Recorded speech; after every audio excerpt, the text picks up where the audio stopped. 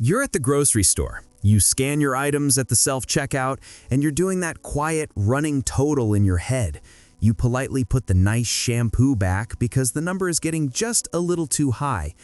Or maybe you're doing the math on whether your car can go just one more week without an oil change, because $85 is not a small number when you're running a deficit and trying to save every single penny.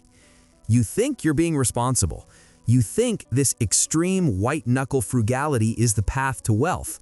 My name is Jeffrey, and I spend way too much time thinking about 7 frugal habits that are actually costing you thousands.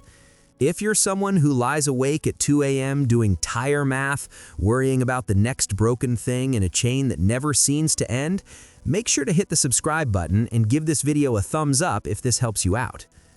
Honestly, most people are just flat out wrong about this.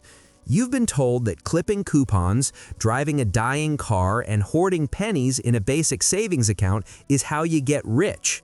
Here's what most people don't realize. The financial system actually charges you extra for trying to play it this safe and tight. The less money you spend up front on the right things, the more expensive everything becomes on the back end. We are going to walk through exactly how this happens. Habit number 1, the minimum balance trap. You try to keep your checking account completely lean to avoid tying up cash. You buy a $24 item, you slightly miscalculate, and the bank hits you with a $26.77 overdraft fee. JP Morgan Chase collected over $1 billion in overdraft fees in 2024, entirely from people who didn't have $24 to spare. You aren't beating the system, you are funding it. Habit number 2, cheaping out on your car and ignoring the warning signs. You drive an older vehicle with a check engine light that's been on since October. You think you're saving money by avoiding the mechanic, but then that neglected issue turns into a major repair that hits you for $800 out of nowhere. Because you kept your cash so tight, you have to put it on a credit card charging around 22.3% APR.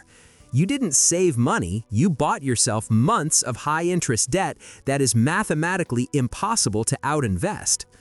Habit number 3, skipping preventative home maintenance. Nobody ever puts the water heater in their budget until it dies at 11 p.m. on a Sunday.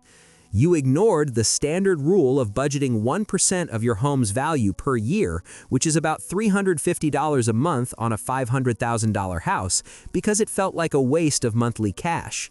Now, you're on an $85 a month payment plan with financing fees just to take a warm shower. Look, it's not just about the money, it's about the fact that the house is going to keep needing things regardless of whether you budgeted for them or not. Habit number 4, the "I'll just do it all myself" trap.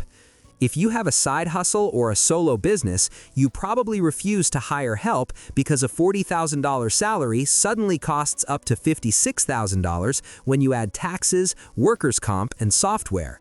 But because you insist on doing everything to save a buck, you spend 36% of your week on administrative tasks that have absolutely nothing to do with earning money.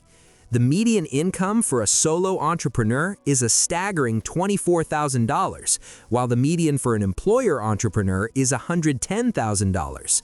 Trying to save on payroll is exactly what's keeping you broke.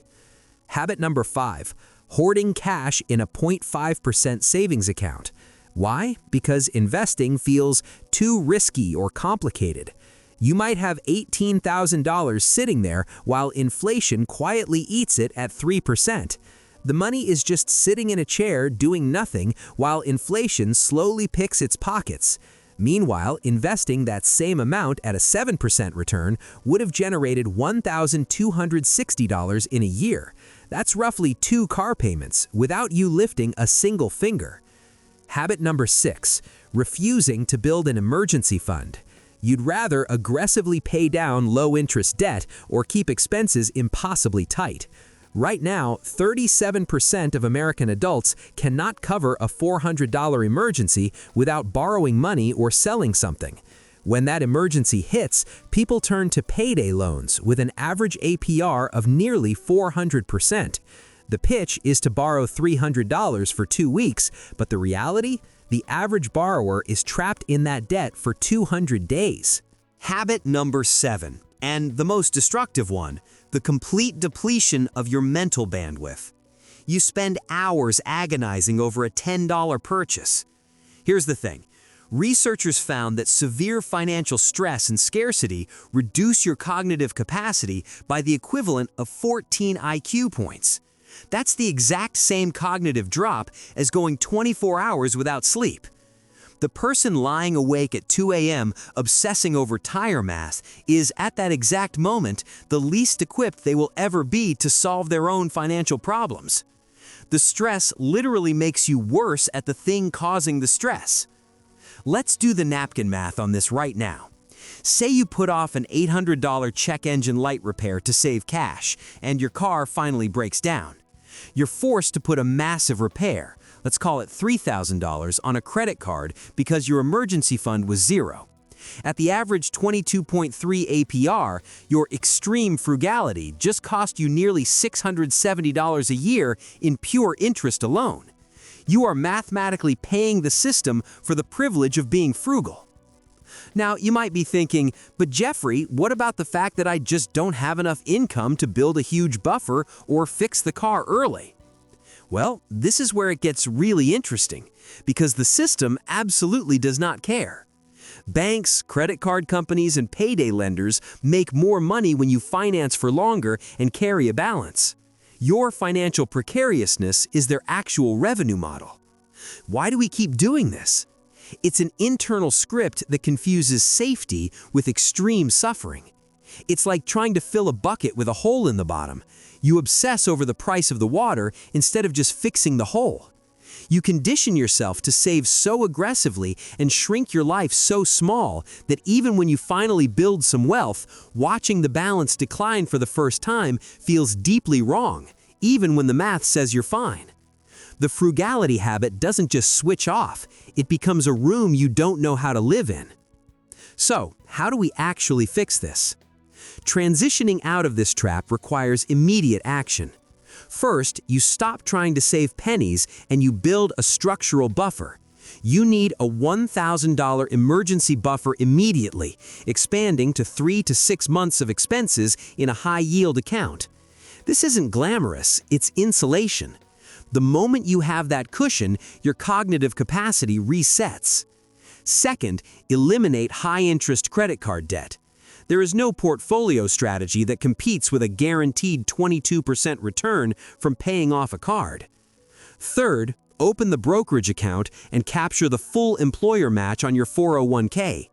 That match is the only guaranteed 50 to 100% return on investment that actually exists. Automate it, buy broad market index funds, and do not look at it when the market drops.